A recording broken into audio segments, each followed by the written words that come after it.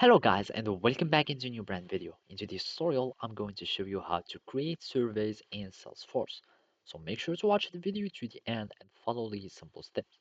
So first, you will need to set up the surveys in your Salesforce organization. And basically, you will need just to go to the setup from the setup menu and then it will take us to our setup page. So from there, you will need just to search for survey. So let's just type survey and the quick find settings and we go to survey settings and basically you will need to enable the surveys. So from here you will need just to choose to allow survey owners to manage participant response if you would like, and you can add some cloud site if you have any.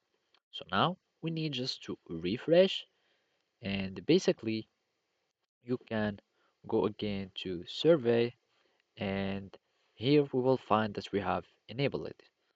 So basically, let's just refresh our Salesforce home and we are supposed to find the surveys from here.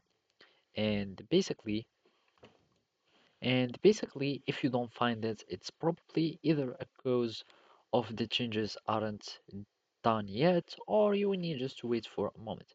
And basically, you will have your survey page as follow, and then you will need just to go to your survey in the app launcher and you access to your surveys.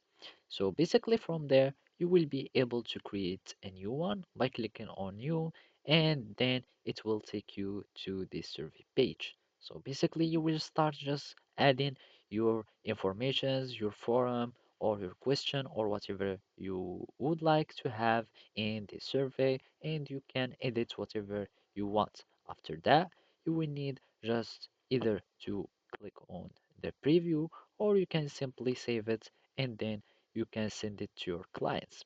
So as you can see, those are uh, to add other pages for your survey and you can add many questions, etc.